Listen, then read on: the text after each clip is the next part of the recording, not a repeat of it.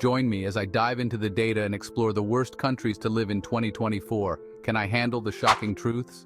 Let's find out now. As we step into a new year, it's essential to acknowledge that not everyone is fortunate enough to live in a country with decent living standards. In fact, many people around the world struggle to access basic necessities like food, water, and healthcare. That's why today, I want to shed light on the worst countries to live in 2024 and what makes them so challenging for their residents. When it comes to evaluating the worst countries to live in, there are several factors at play. Poverty is a significant contributor, as it can lead to a lack of access to healthcare, education, and employment opportunities. Violence, whether it's due to war, crime, or political unrest, is another major concern. It's hard to feel safe and secure when there's a constant threat to your life. Political instability is also a key factor, as it can lead to a breakdown in infrastructure, healthcare, and social services. Lastly, the lack of access to quality healthcare is a major issue, as it can lead to the spread of diseases, reduced life expectancy, and poor overall health.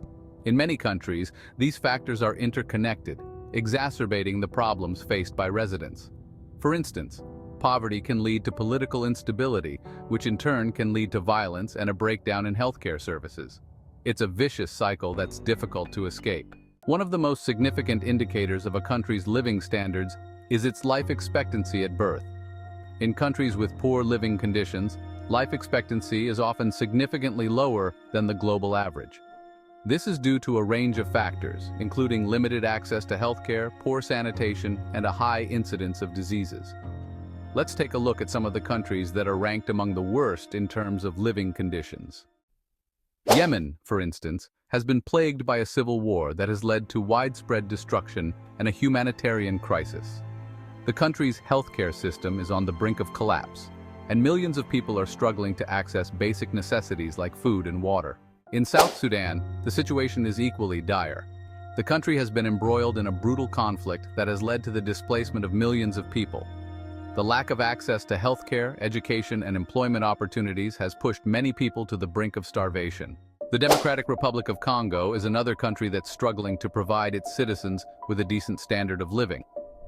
Political instability, corruption, and violence have plagued the country for decades, leading to a breakdown in infrastructure and social services.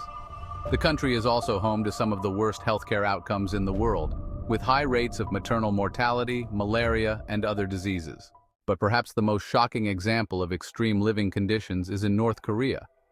The country's secretive and repressive regime has led to widespread human rights abuses, including forced labor camps, torture, and surveillance. The lack of access to basic necessities like food, water, and healthcare is staggering, and the country's life expectancy is significantly lower than the global average. The data is clear. These countries are struggling to provide their citizens with a decent standard of living. Poverty, violence, political instability, and lack of access to healthcare are all interconnected factors that contribute to this reality. It's essential that we shine a light on these issues and work towards creating positive change. Thanks for watching. And don't forget to share your thoughts on this video in the comments below. If you have any suggestions for future videos or topics you'd like me to cover, please let me know.